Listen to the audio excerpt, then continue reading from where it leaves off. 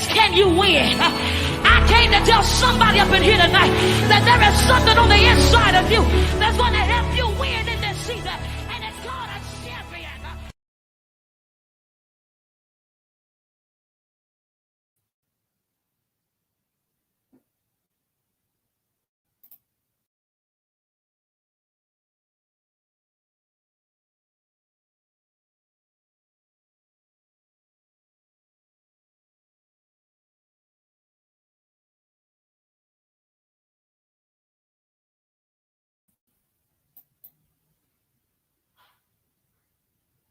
Hello, everyone.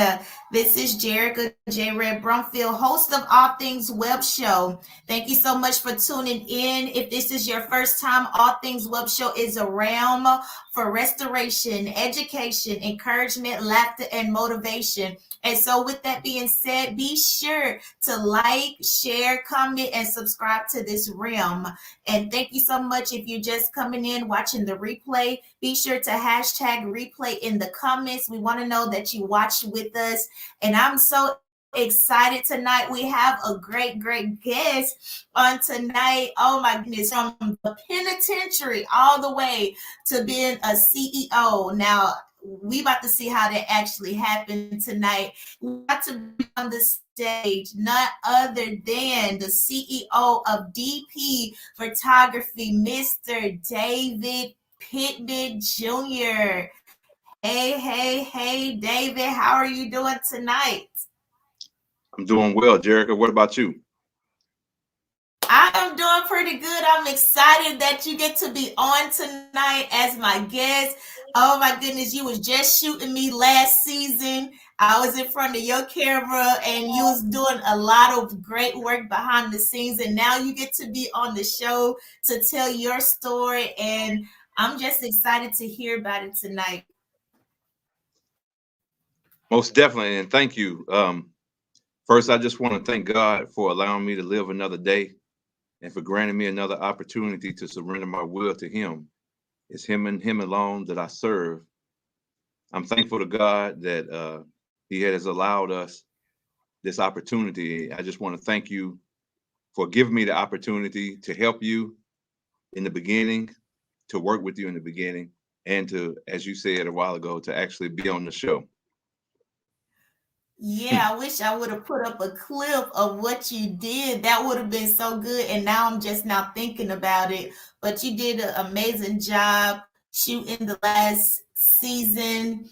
And some people don't know about you. Some people don't know who you are. So if you could to just tell a little bit about yourself, where you from.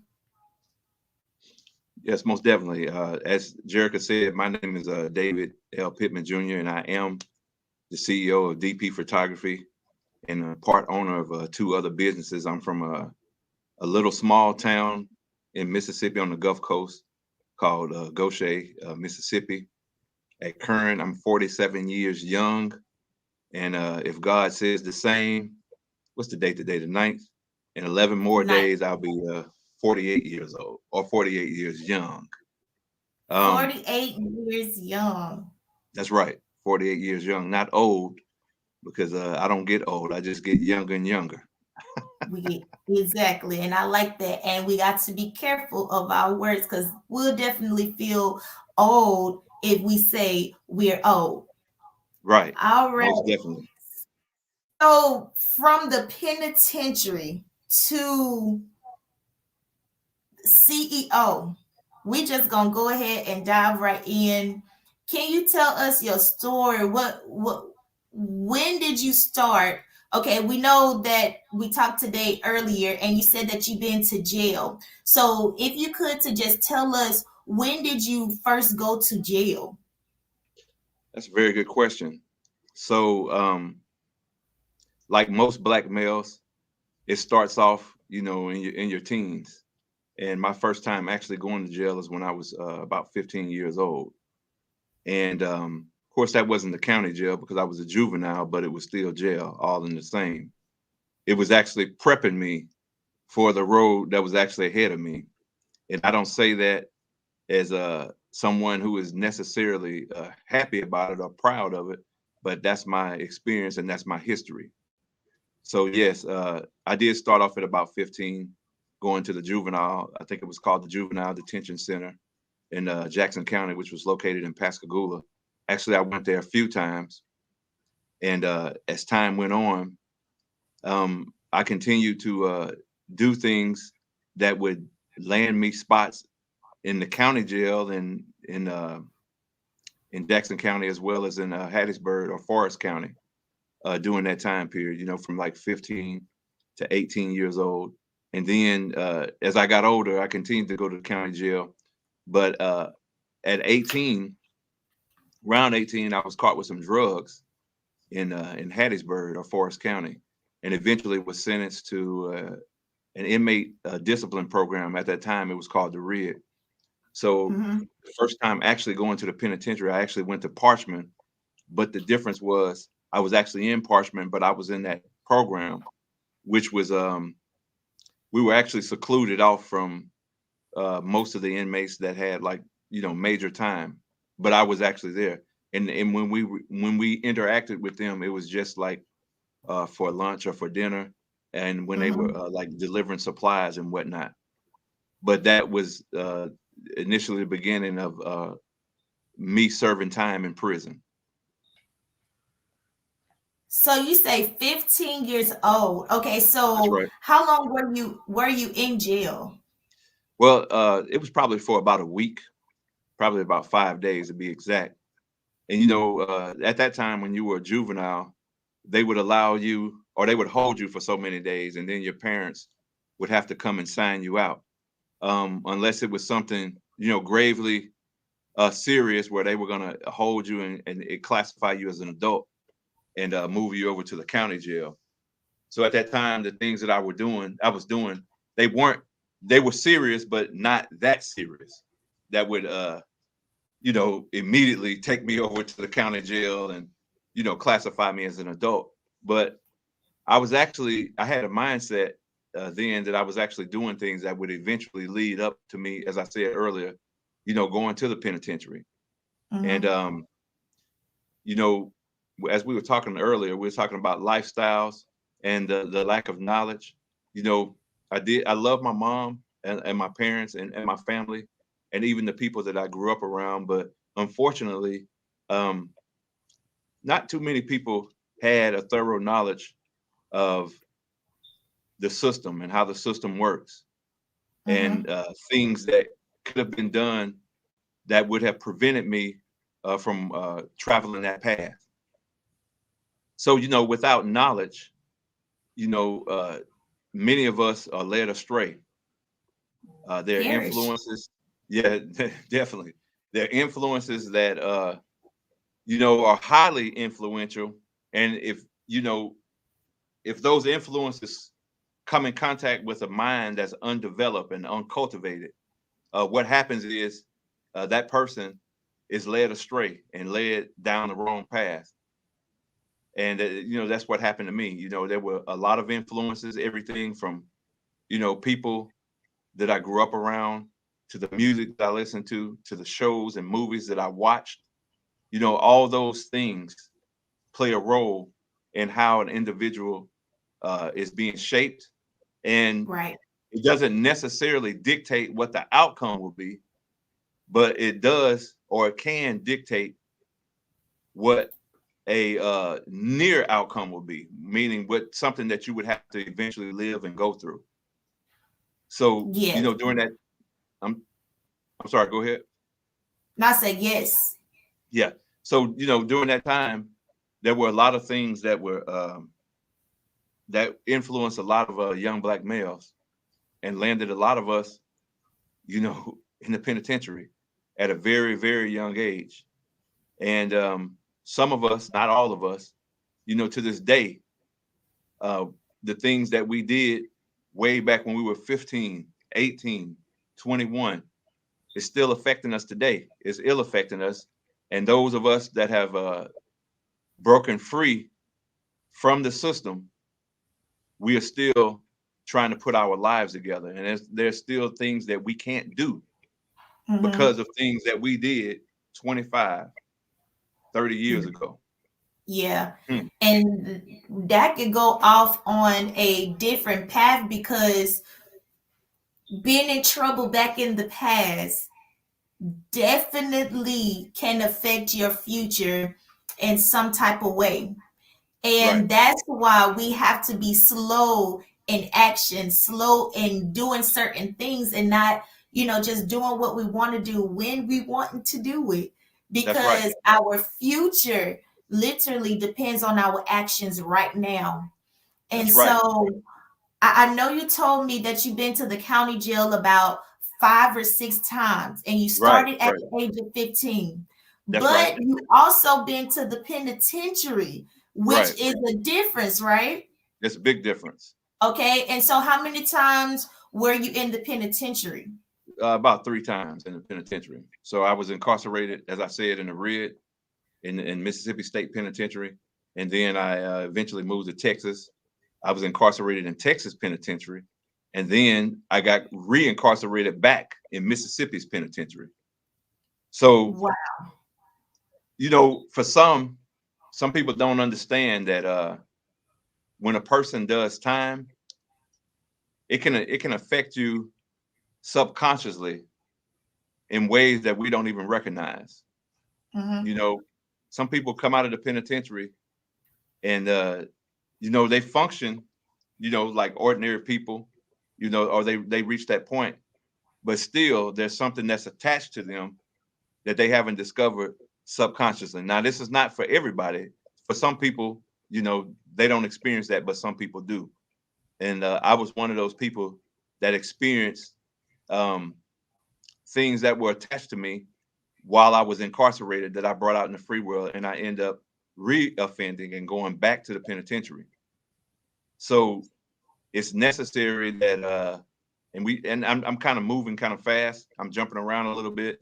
Hmm. If you know someone that's incarcerated and that person is about to be released, it's very necessary that you try to help that person in the best way possible.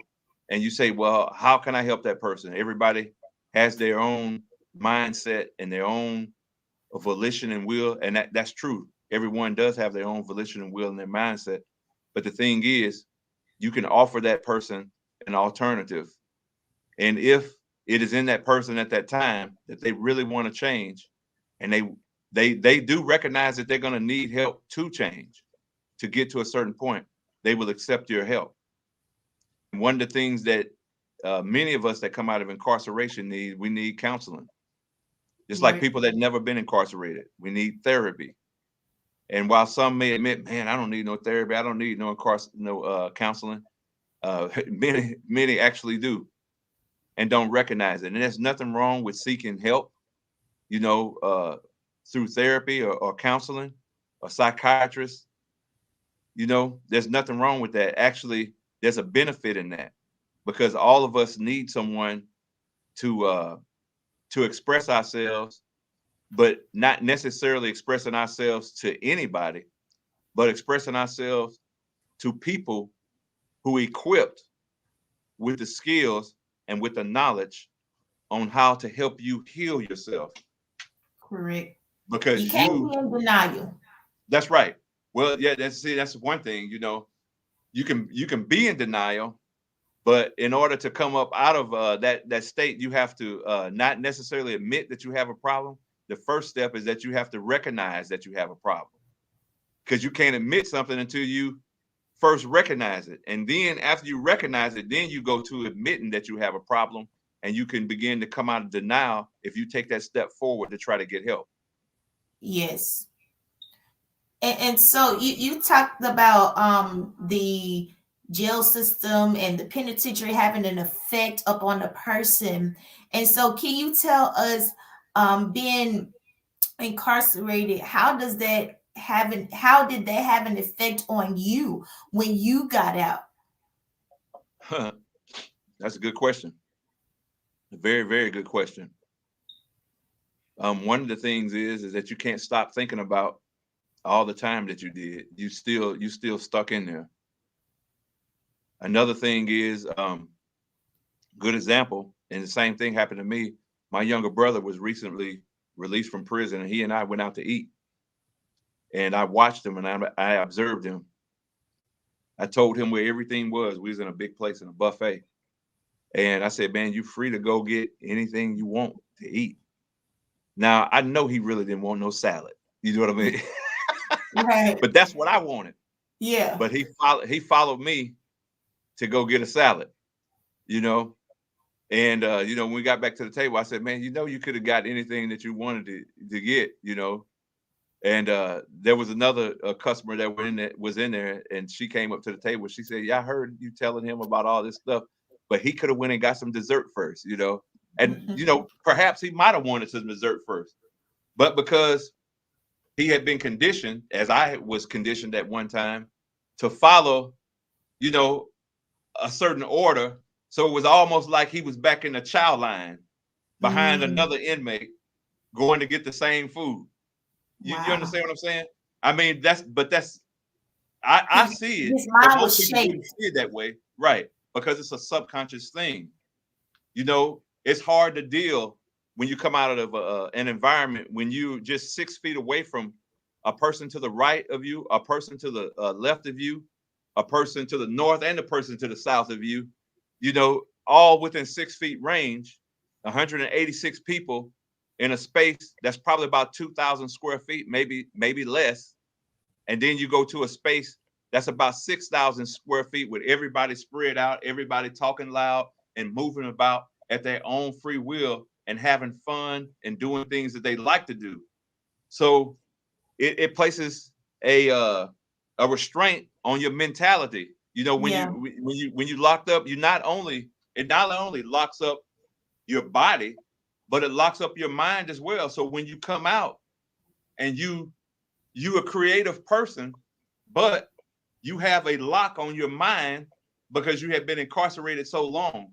So the things that you would like to do, the things that you pretty much know you can do, you doubt yourself and you Right. disbelieve because you have that lock on your mind from being On your incarcerated. mind. Right. Correct. I remember my dad gave a message one time, and the title of it was Prison Without Bars. So you still Right. locked up in prison just without the bars. That's And we right. see a lot of that nowadays, people walking around still in prison, you know, still Right. bound. They're not in the physical jail, but they are still bound. And you can see it, like you said, through the actions of what's going on in their subconscious mind. And it Right. Right. shows in their actions. And so I know, okay, you started at 15 in That's the right. county jail, and then you went to the penitentiary. What age did you get out? Like, so 15 to what age? Okay, so when I went in when I was 15, you know, that was like just for a few days, and that was just like a juvenile detention center, the juvenile version of a county jail. When I went when I was 18, of course, that was just like a 6-month stint. I ended up leaving out of the state, and I broke my probation, so that's why they sent me there. Now, when I was a little bit older, I want to say probably about 27, I actually went to a Texas penitentiary and I served 72 calendar months, which is 6 years. So I went in at about, I think I was 26 or 27, and I was released when I was 33 years old. So just 6 years straight of being incarcerated. So Six. so when I went in, you know, hardly anybody had cell phones. And when I got out, everybody had cell phones. When I went in, you remember McDonald's used to have the super size. Uh-huh. When I got out, the super size didn't exist anymore. It was just a large. So I never forget when I went to the bus station in Houston, there was a there was a McDonald's next door. So one of the things that I promised myself is I at that time I loved McDonald's fries. I said I can't wait to get out to get me a super size. So I went into the McDonald's and I had my little prison bag with me. And the girl said, she said, "May I take your order?" I said, "Yeah, I want to get I think it might have been a quarter pounder." I said, "I want you to supersize it. I want a supersized fries." And she looked at me. She said, "Supersize?" I said, "Yeah, supersize." she said, she leaned over like this and she whispered, she said, "It's a large now." That's what she said, because she recognized my bag and she know I had been incarcerated. So, That's still gonna bust you out though. right. So, that those type of embarrassing moments, I mean, you go in and things change so quickly. I mean, I didn't even know how to operate a touchscreen cell phone, because when I went in, the only thing that they let's see, at that time it was it might have been like those Nokias at the time that were like long. And you know, I came out and they had the razors. And then when I went back to the penitentiary 6 months after that, I come out from using a razor to actually using a touchscreen phone, which I didn't even know how to Wow. answer. A 19-year-old girl had to show me how to answer my own phone that I got when I got Wow. out after having served time in Mississippi.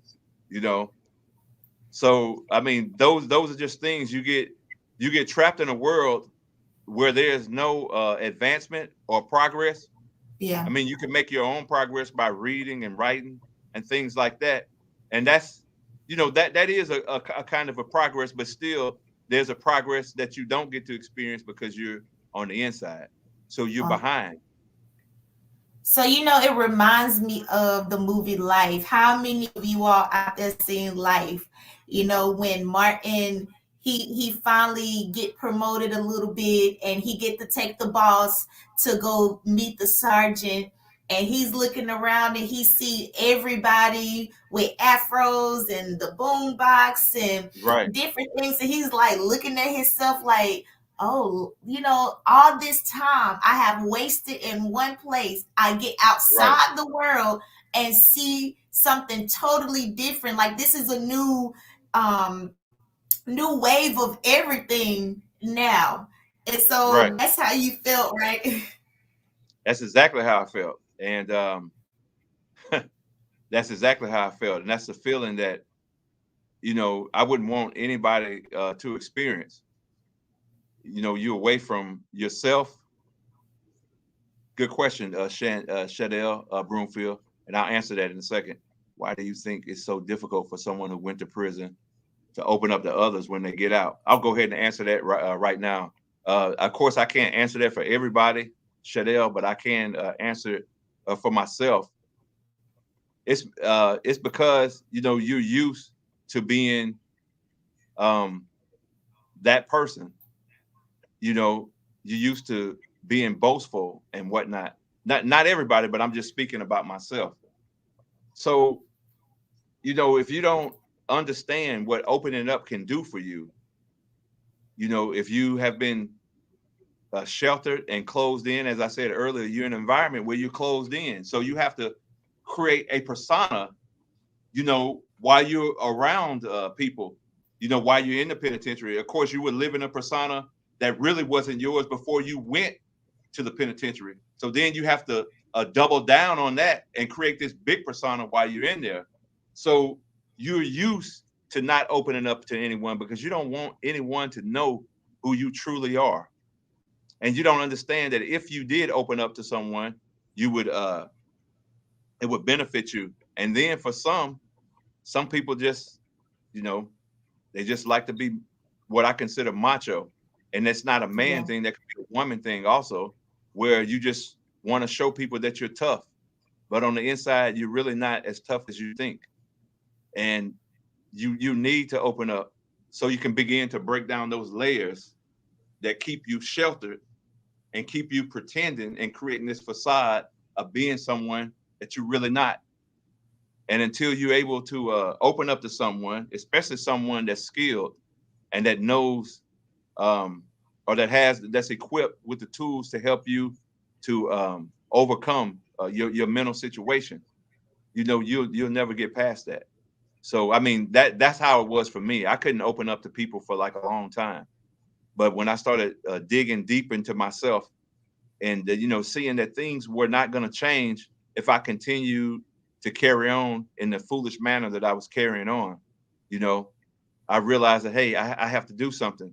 And when I began to open up to people, when I began to uh, live in the person that God created me to be, Mhm. and when I started to get help, that's when my progress really started to that's when my progress had arrived, and a whole totally different person had emerged, the true person who I am. And that's why the title of this is hard trials are necessary to establish truth. And that was a good question, sister. We have to open up. You know, when something is necessary, it means that it's mandatory, it's required. You know, in order for us to live, we have to be able to breathe. Am I right, Jerica? Yeah. If you shut Absolutely. down, if you shut down the breath or oxygen, you know, for a certain amount of time, you're going to be trying to fight to get that oxygen because you need it in order to live in this physical vessel, on this physical realm that we're in. So hard trials are necessary to establish the truth. What kind of truth? A 2 + 2 is 4, or I'm black or I'm white? Not necessarily that in and of itself, but the truth that you need to open up to become the person that God created you to be. So it's not that I had to go through some light trials, and it's not that I'm saying that it's necessary that you have to go through incarceration. Everybody doesn't have to go through that, you know. But for Right. some reason, some of us have to go through that. And Yeah. with the Yeah. help of God, some of us wake up. And when we wake up and when we embrace who God created us to be, that's when that truth is established. Yes. You know, like you said, some people have to go through certain things because you all are the sacrifice so that somebody else will not have to go through that same thing, and they can learn from you all's mistake and gain wisdom from that. Also, you know, even in that trial situation, I was just reading in the book of James chapter 1 where it says, you know, to count it all joy when you fall Right. into various trials, not just one, but multiple trials. And so in life, we're going to go into different trials, different things back to back. But Right. in those moments, we count it all joy because even in that, it's working something out on the inside of us. It's working out something that we didn't know we needed or something that we're going to need in the future.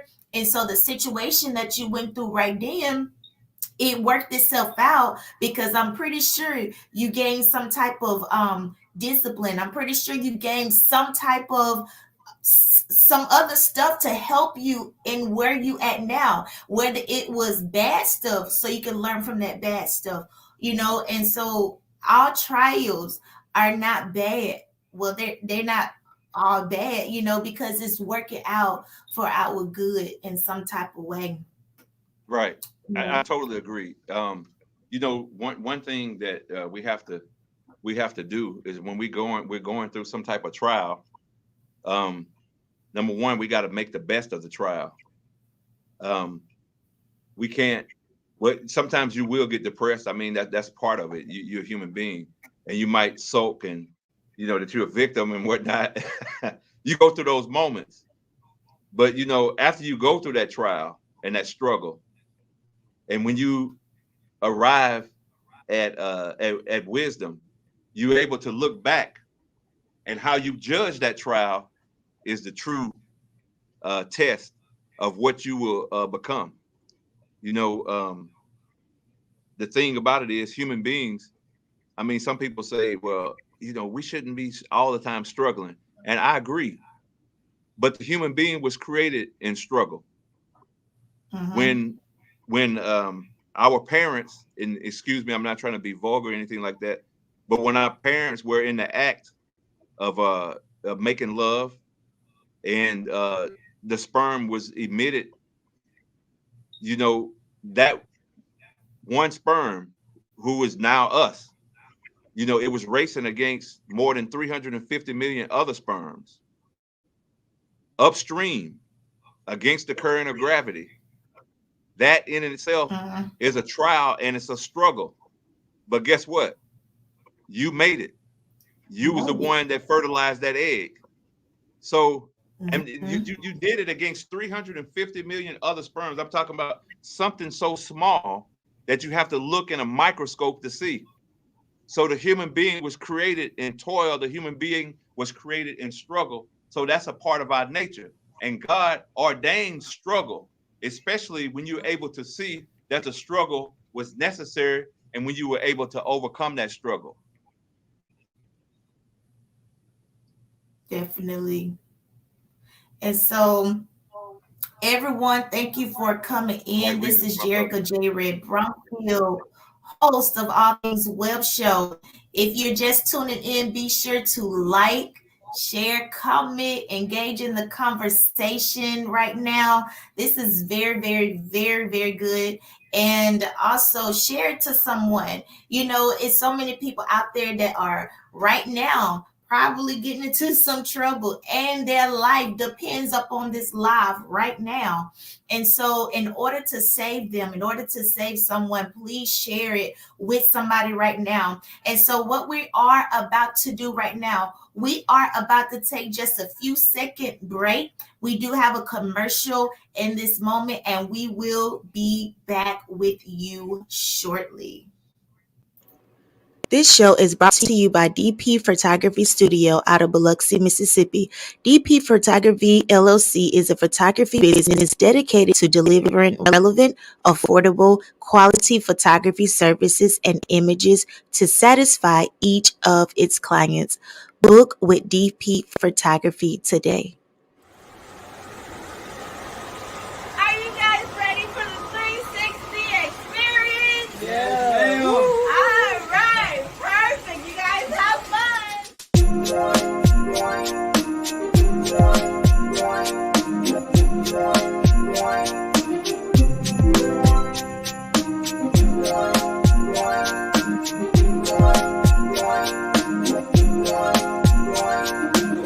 This is David Pittman with DP Photography LLC.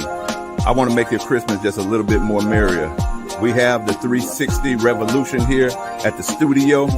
And this holiday season, we'll have one day where we are offering you the opportunity to make your Christmas just a little bit more merrier. A day that you can actually come out and purchase some time to get your 360 revolution experience. Stay tuned.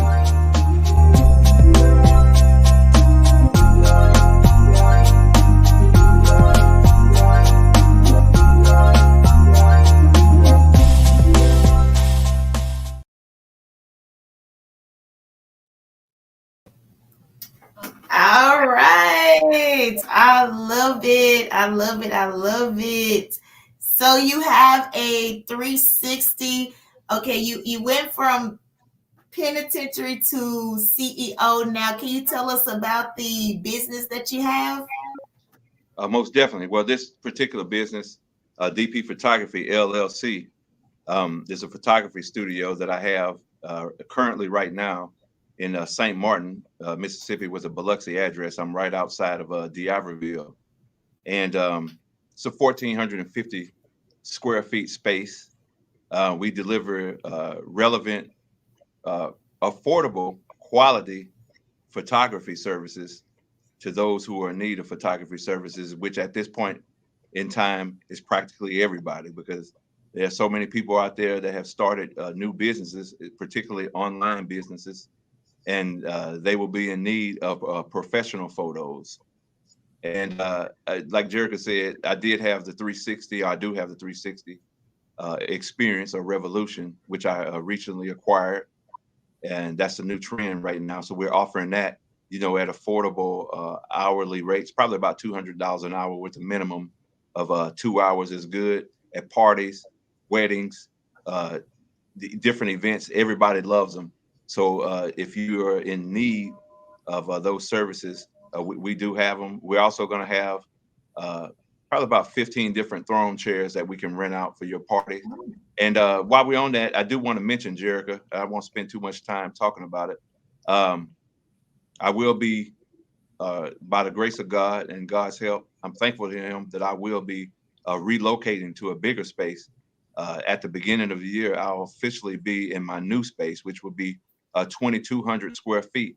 And we will have a lot of different services, photography services that we'll be offering, as well as my CPR business. I'm going to launch it in there because the place will be bigger. If you need to get your CPR certification, you know, I'll be able to do that, me and my partners.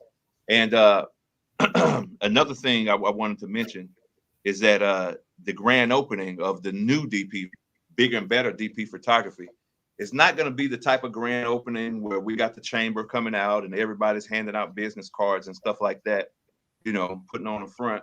And I'm not down on that, but to me, that's what that is.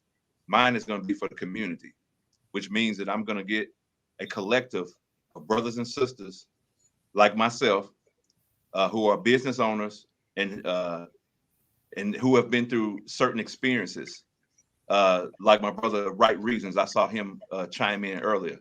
Peace, my brother. We're going to get people that have been through something, people who are successful now, and there'll be different people speaking, of course. Thank you, Jalecia. I hope I pronounced your name right, sister. Yes. So the grand opening is going to be for the community. And the grand opening is going to be a grand opening where we try to share knowledge. Yeah, 360 is fun. Knowledge with people to help people elevate themselves in business and in their own personal lives. And I spoke earlier about mental health. I'm going to have about 2 or 3 different mental health professionals that'll be speaking on mental health from various perspectives. I'll have people who are professionals in the insurance industry who will be speaking on the importance of getting life insurance, because you know a lot of us don't have life insurance. When some of our people pass away, we have to sell potato salad and potato chips and T-shirts and stuff like that. And I'm not saying that's a bad thing, but it's certainly not a good thing when, you know, we don't have the money to bury our people, you know. And just a number of other things that we need to know, you know, stock market, Bitcoin and all this. There's just so many things that this grand opening is going to be dedicated to, because it's I mean, we got this. So why are we pretending like that we're incarcerated inside of 4 walls and not sharing this stuff with anybody else? Right. You know, I sent a brother a message before I went and got my 360, and I asked the brother, I said, brother, where'd you get your 360 from? And the brother never answered. But I mean, that's cool. I understand this is business, you know. But I mean, there's enough out here for everybody to eat. You know what I mean? You can even on the small Mississippi Gulf Coast, there's enough money out here for everybody to eat. Even if you have 5 people doing what you're doing, you know. I'm a photographer, and there are a lot of photographers that are out there. And you know, I started this particular DP photography in 2019, but I was shooting before that. But when the pandemic came, a lot of businesses closed up. My business didn't close up by the grace of God. You know why it didn't close up? Because there's enough money out there for everybody to eat. Everybody, yeah. You know, so when some people come to me and they, you know, if they seem like they have a good motive, you know, I'm willing to help people. And this is one of those moments where I'm going to be willing to help people by bringing other brothers and sisters in who will be willing to share their knowledge and share their experience. You know, I mean, God shares with us. Right. I mean, how many of you eat cucumbers? You eat cucumbers, Jerica? Not really. What kind of fruit do you eat? Fruit, grapes, strawberries, watermelon. Right. So you like those fruits, right? Yes. Now, just imagine if God was to cut off the growing of the strawberries and watermelon and whatnot. He said, I ain't sharing with them. They don't want to do right. You know, but he doesn't do that. It's the whole scheme on how God created the entire universe is a universe of sharing, a universe of caring. You know, you got a sun that shines, and when the earth revolves and rotates for those 23 hours and some odd minutes, you know, we don't experience the sun. But when it turns back around, we get to experience the sun all over again. You know, there's a town that might be to the east or the west of you. Like right now, I hear it raining outside. We're experiencing rain, you know. And it's not raining over here. Yeah, and it might not be raining over there because we might actually need rain over here. Like in California, they're begging for rain. You know, right. I was out there, ain't no rain falling down out there, and it don't fall for a long time. sometimes not at all. You know what I mean? So this is God, the way God created this thing, it's our duty to be willing to share. And that's why I just want to thank you again for bringing me on this show in order that I could be able to share with those who are in need of something that might uplift them to help them go to that next level. Yes. The word says, this is not Bible study, but it says, give. In Matthew, give and it shall be given unto you, and it's going to be given to you. Some people say, what goes around comes around. Some people say karma, however you say it. But we have to give in order to get. All right, so that's DP Photography, everyone. He have the 360. Be sure to check him out. We will leave the handles and everything in the comments for you all. It seems fun, so make sure you go to DP Photography Studio. All right, and so we're gonna go back to you being in the penitentiary. And did you ever feel like you could ever be somebody in life being stuck in prison, a penitentiary? I know you said you started off at 15 and then you ended throughout this period of time at a grown age. Time have passed by. So did you still feel like I can be somebody, or I am going to be somebody?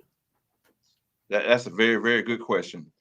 When you are in prison, there are times when you're going to be down. There are times when you're going to be depressed. There are a lot of times when you're going to doubt yourself.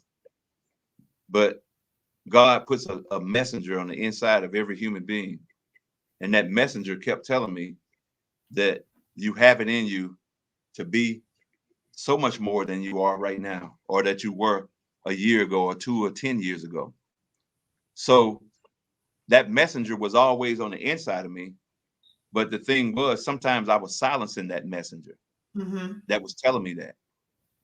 But that messenger kept speaking and kept speaking and kept speaking. I always knew that, that was something better and I could do better. But the thing was, I was just like people are addicted to drugs. Yeah. Doing wrong, you become addicted to doing wrong. Ooh. You become addicted to being rebellious. Ooh. You become addicted to being foolish. Because don't talk about that. Right. So some people don't want to be awakened because they are complacent and comfortable being who they are. It's just easy for some people to be like that. It's easy for people to carry on a daily basis and just lay up and play video games and smoke weed and, just pretend like it's nothing out there and nothing more is happening other than what they're doing. I was once like that, but on the inside of me, that messenger kept telling me there's so much more that you can do. So when I got out, when I was released, it was a struggle. Before I was released, I'll never forget. And I tell this a lot. I was in Greene County and I was sitting on the bunk and it was around sunset. I just finished praying and I was thinking to myself, man, how am I gonna do it? I had been to the penitentiary 2 previous times, I'm a felon, a double felon. I was thousands and thousands and thousands of dollars behind on child support from being incarcerated for so many years. I've been out of the lives of my children for so many years. I've done so many horrible things to people and I just didn't see any way that I could make it. And I was asking God, how am I going to make it? Will you just help me to do something different and to do something better and to not allow me to be stuck in a poverty mindset and in a poverty lifestyle my remaining days on this earth? I want to do something better, God, and I'll just never forget that. I'll never forget swinging my legs because I was on the top bunk. If you have a bunk bed, how you swing your legs. Yeah. I mean, that is forever ingrained in my memory, that moment, and, the inside of me got quiet and something, told me that everything was going to be all right. Just be patient. So that's what I did. I admit that when I got out, sometimes I wasn't patient and I even tried to do some things and get back into the lifestyle that I used to be in.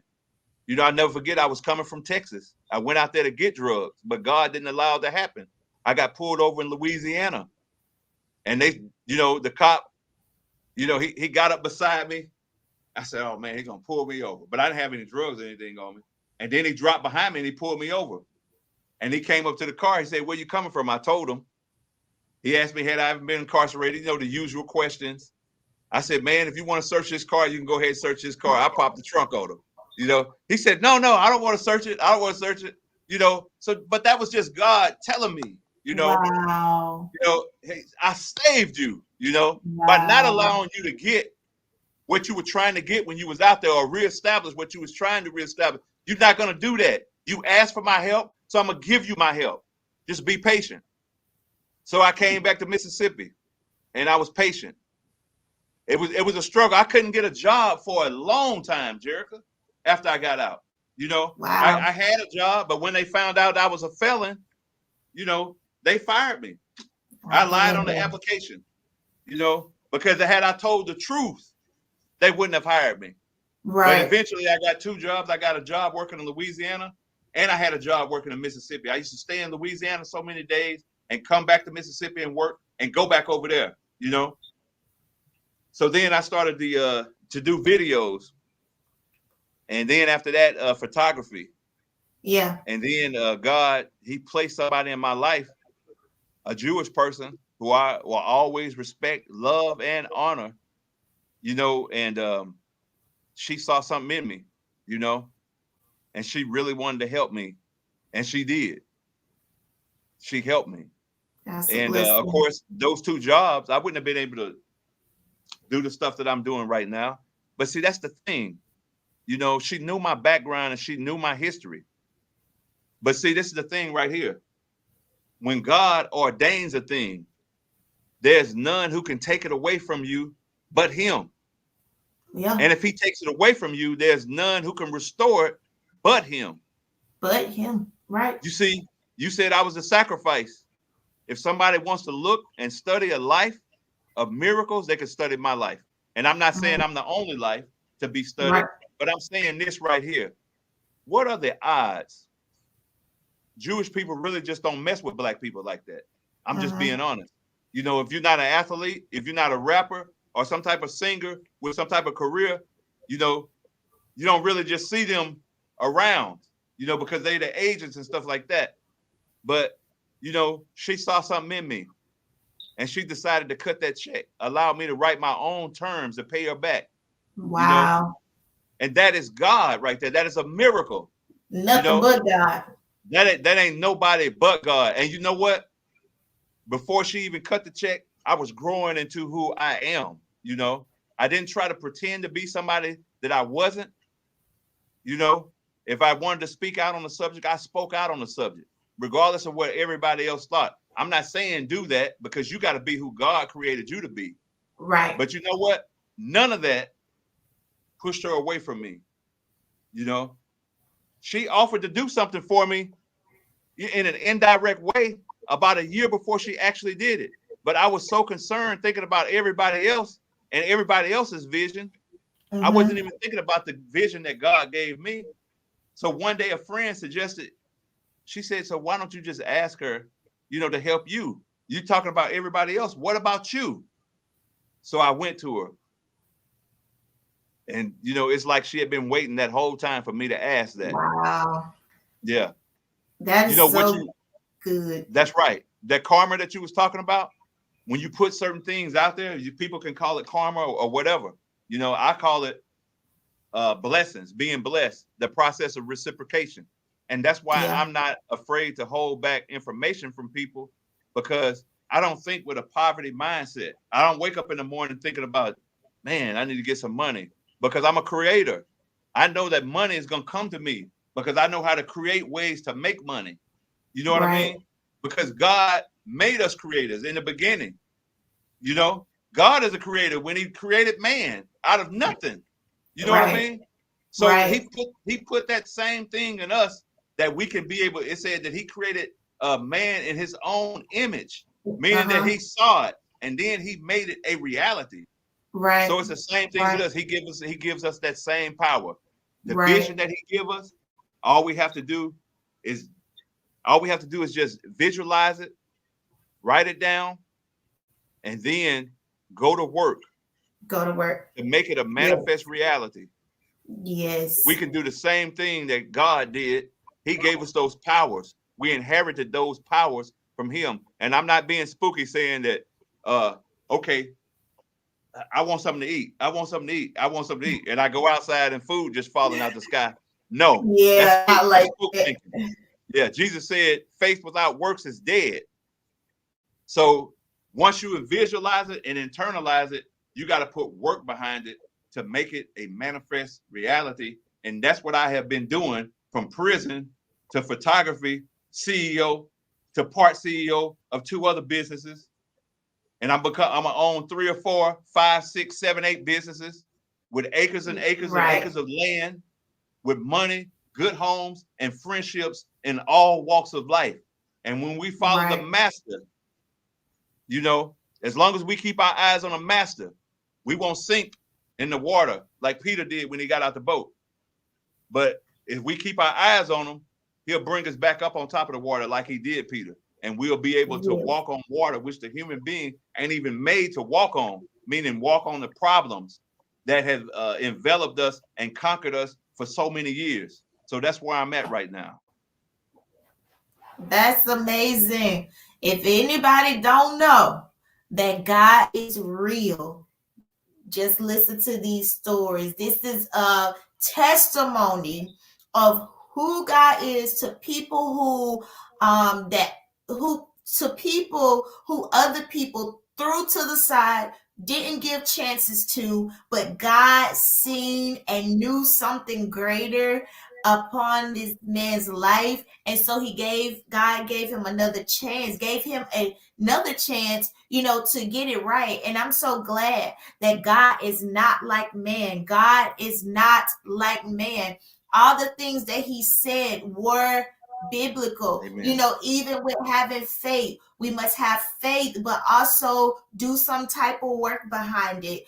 And we must give in order to receive, and so I'm this conversation literally can be definitely extended out, and so with the last bit, can you give some type of encouragement to the young man, young woman that is out there, or a parent that have children that are troublesome, quote unquote, or getting into trouble, constantly? What kind of encouragement or advice will you give them in this moment as we close? I've been thinking about that because we discussed this earlier, Jerica, and I prayed and I asked God to just lead me in the right direction in giving this advice. The one thing that I can say is this right here: God has not given up on you. So why would you give up on somebody else? Never give up on an individual. I'll let you in on something. When my little brother was released, not this time, but the previous time, I didn't allow him to come stay with me because I had given up on him.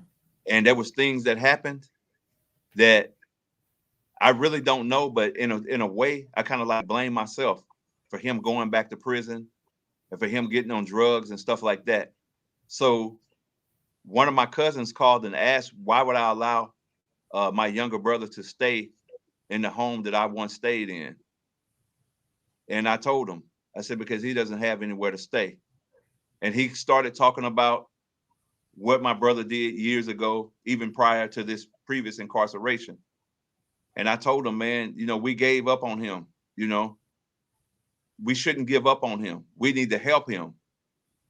And when you help somebody, some people can receive the help and some people won't receive it. But that's not for us to judge. Our thing is that we need to help that person the best that we can. The best that we can, and we should not give up on that person because God never gave up on us. Who am I to just cast a person to the wayside? When God hadn't cast a person, he didn't cast me to the wayside. He didn't cast you to the wayside. I mean, you doing good. Why you gonna give up on that person? You know, if God gave up on you right now, it'll be over with. You know, Right. So that's my advice to you, to those who need advice. If you have a child or a loved one or somebody that's just totally rebellious, I'm not saying be a fool now, you know, and just give everything up, you know, that you got and you go, you know, homeless and what. I'm not saying that, but what I'm Right. saying is be kind and don't give up on that person. Show that person some real, genuine, authentic, sincere love. And if you show a person that, if they have just a little bit, a mustard seed size of I want to do right on the inside of them, it's a great, great possibility that they will do right. If they need help, try to figure out which help they need. You know, especially with children, when children act out, it's for a reason that they acting out. You have to figure out why they're acting out. You know, you have to hire them a counselor, take them to therapy. There's nothing wrong with that. You know, if a child is acting out, something might be going on at school or something might be going on at home that you don't even know about. Right. So you have to try to find out why they're acting out. You can't give up on them. Don't call them bad and use all those negative words like that, because you only fester what's on the inside of them, and that will only make them worse than what they currently are. You know, Definitely. That's pray to right. God, and God will guide you to the right way, and He will guide your children, your husband, your wife, or anybody else in your life to the right way. I'm a firm believer of that because I know from experience in my own life. That's good. That's some very, very good encouragement to you all parents and you all that are out there. Do not give up on your life if God have not given up on your life.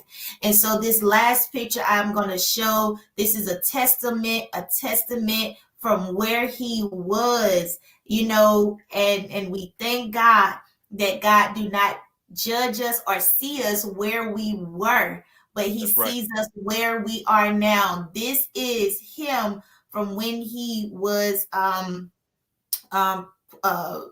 incarcerated. Yeah, sorry, I couldn't get the word, but incarcerated. Right now to CEO. Thank you so much for coming in. This was such a good conversation. It was so much more that, you know, we had to ask, but due to time, we'll have to bring you back on again. But thank you so much for coming in on tonight. All right. You're welcome. You're welcome.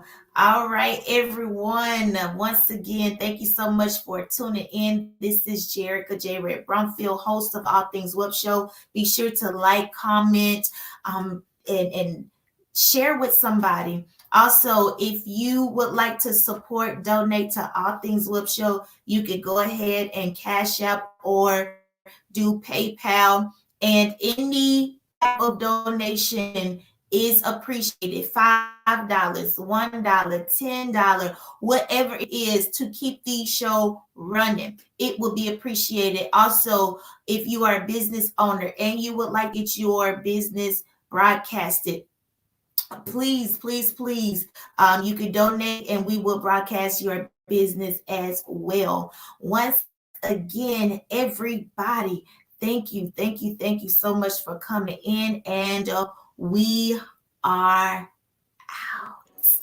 This show is brought to you by DP Photography Studio out of Biloxi, Mississippi. DP Photography LLC is a photography business dedicated to delivering relevant, affordable, quality photography services and images to satisfy each of its clients. Book with DP Photography today. Are you guys ready for the 360 experience? Yeah. All right, perfect. You guys have fun.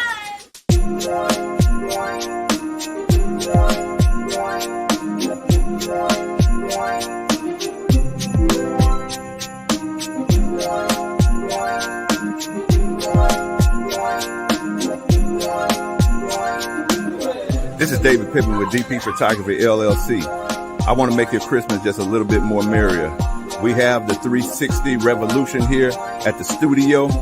And this holiday season, we'll have one day where we are offering you the opportunity to make your Christmas just a little bit more merrier. A day that you can actually come out and purchase some time to get your 360 Revolution experience. Stay tuned.